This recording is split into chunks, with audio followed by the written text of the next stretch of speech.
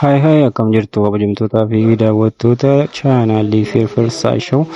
Egaa akkuma beekamu akkuma argaa turtanii artistii Nafiisaa Abdul Hakimii waggaa dhiyoodhaan booda aartii dhaabdee turte amma sirba Aradda Jimmaa jedhu qabattee dhuftee jirti. Egaa sirbichi sirba ajaa'ibaati fakkaata akkuma jalqaba irratti daawwachuudhaaf yaalle. Sirbichi baay'ee nama hawwataa natti fakkaata. Kanaafuu sirbicha chaanaalii si deemtanii subscribe akka gootan akka jajjabeessan isin gaafachuu barbaada. Zaa kanatti artistoonni keenya buleeyyii fi dandeettii garaagaraa qabannu mana keessatti dhokatanii ol deebi'anii sababa ispoonsaraa fi baajata dhabuurraan kanaafuu nutillee yoo wal jajjabeessine humna walitti goonee jennee bakka guddaadhaan wal ga'uu dandeenya waan ta'eef artistoonni humna qabanii humni isaanii uummata isaanii qofaadha qabeenyi isaanii kanaafuu bakka jiranitti bakka hundatti artistoota keenya jajjabeessuu qabna.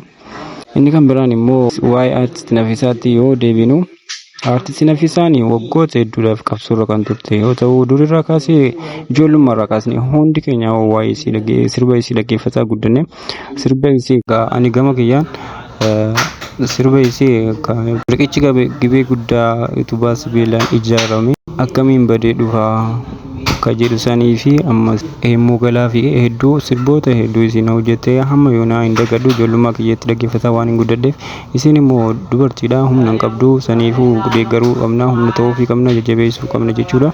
Haaluma kanaan gama jalqaba kaamingisuun isaan hojjetan irratti yoo deebinu sirbichi walloo fi yeedaloo akkasumallee diizaayiniin isaallee baay'ee cimaadha natti fakkaata akka ani hubadhetti jechuudha.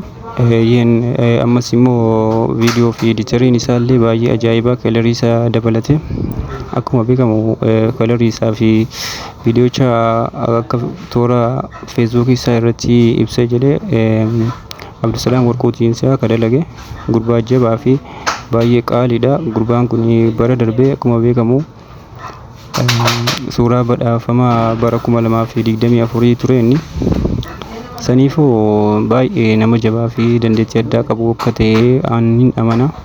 Saniifuu sirbichi baay'ee ajaa'ibaa irra deebinee qophiidhaan eeguu qabna jechuudha. Yeroo deebinullee yeroo jarri gadhiisanillee subscribe gochuu fi jajjabeessuu qabna. Artistoota Oromoo kutaaf gandaan qoqqoodoo osoo hin ta'in jajjabeessuu qabna. Eenyuun iyyuu taatu Jimmaa fi Harargee hin ta'in artistiin baay'ee artistii jechuun kan ilma gandaa miti gaafa dhalatu nama takkaan dhalata qabeenya nama takkaati maqaa nama takkaan yaamama malee jechuun kiyya maqaa abbaa isaatu takka malee artistii jechuun ilma Oromooti.